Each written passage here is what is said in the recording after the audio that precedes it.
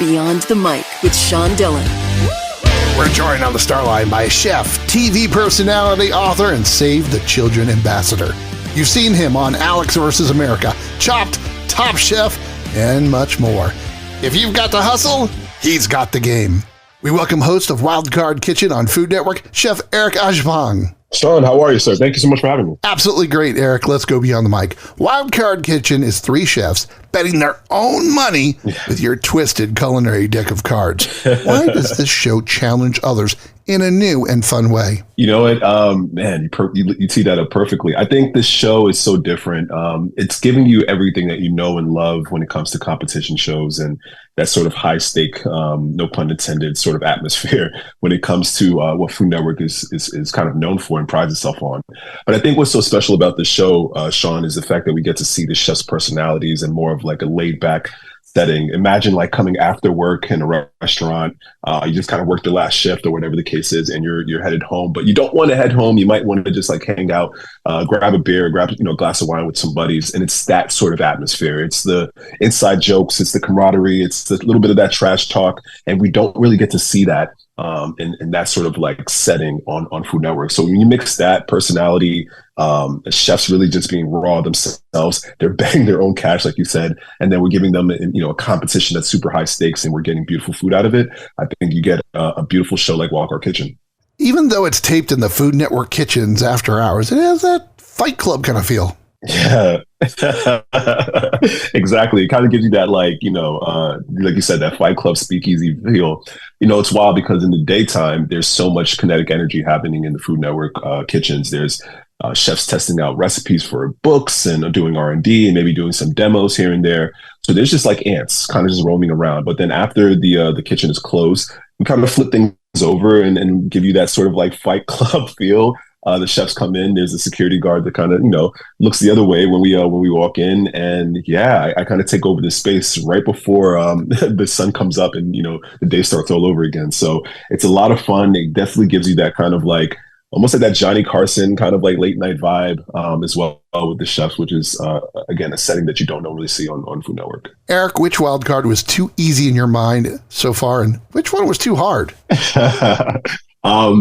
Actually happened last week. Chef Maria got an extra 7 minutes. What? On a 37, I think the time card was 30 minutes, and then she got an extra 7 minutes. So in total, she almost cooked for about 40 minutes. Like it was a long time. 37 minutes is a lot of time to cook.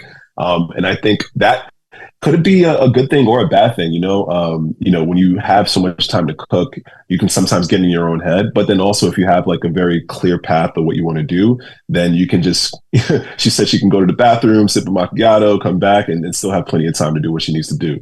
So that was a really good card for her. And then I've seen one, oh my goodness, peel 10 pounds of potatoes before you start cooking, or you have to use the ice cream machine for a dish that did not deserve ice cream whatsoever. So that was a pretty tough box to get out of. The ice cream machine is always a brutal test. How has this game helped elevate your own cooking? And would you like to step in for an episode? It's funny, when we shot the pilot, one of the wild cards was have Eric come in and help you out for 5-10 minutes. And I loved it. I wish we could have kept that in the entire show. But it's a show that really pushes the limit as far as creativity. And I get inspired by that. Like you said, these are my chef friends, my peers. So skill wise, I already know that each chef that comes into the Wildcard Kitchen is super talented, right? So it's really kind of agitating their fundamental skills and putting them in a creative space that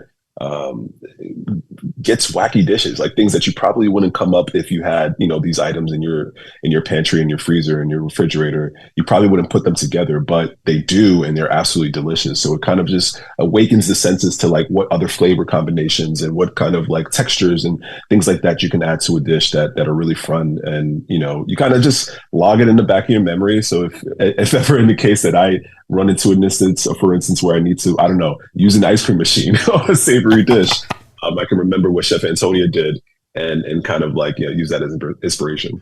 From the Food Network's Wildcard Kitchen, it is Chef Eric Adjepong, and he joins us beyond the mic for the Rocking 8. Eric, it's my game. 8 random questions, answer with the first thing that comes to mind. There's no pressure. All right, let's do it.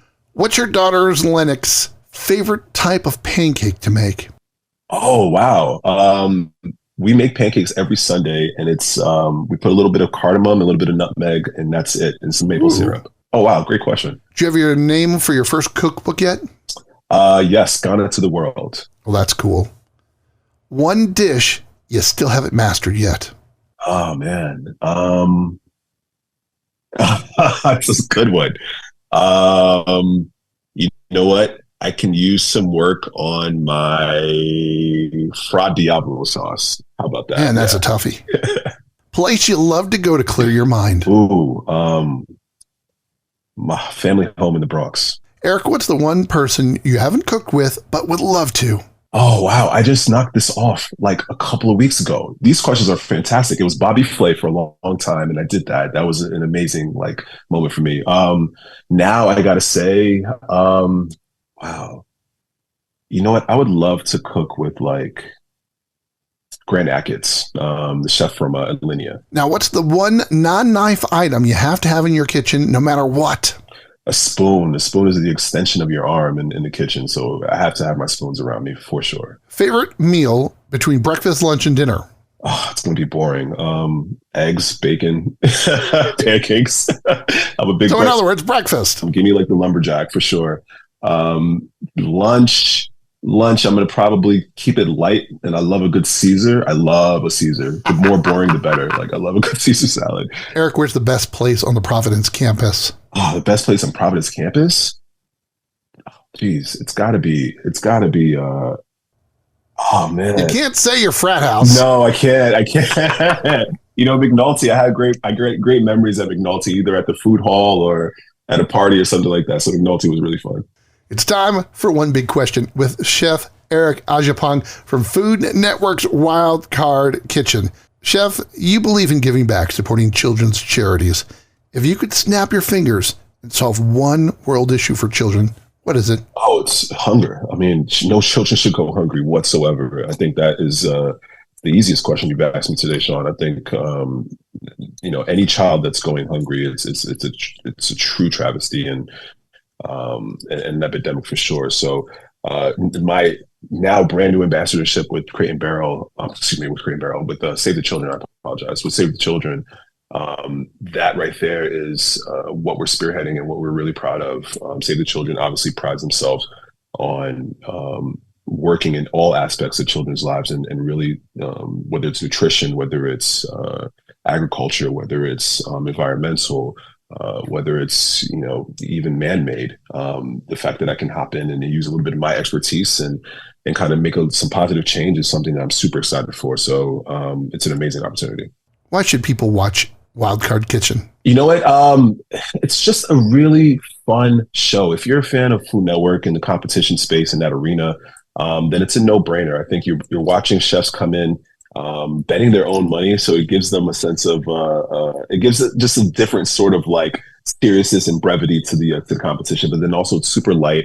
We're getting all the personalities. It's a lot of fun. Hopefully you enjoy me hosting it as well. Definitely. But the card game is the card game is just brilliant. And, a lot of people are even asking like, how can they get the card games at home? So I think we're starting something pretty cool and hopefully it keeps it going. Chef Eric Adjepong loves a lumberjack breakfast. Need cardamom and nutmeg in his pancakes. They want you to watch Wildcard Kitchen on the Food Network and on Max. Eric, thanks for taking the time to talk with us today. I appreciate it. Thank you so much, Sean. And now, my friends, is a Beyond the Mic shortcut.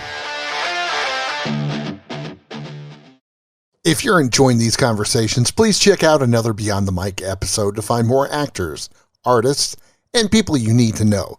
We'd also appreciate a like and subscribe on the Good Pods app.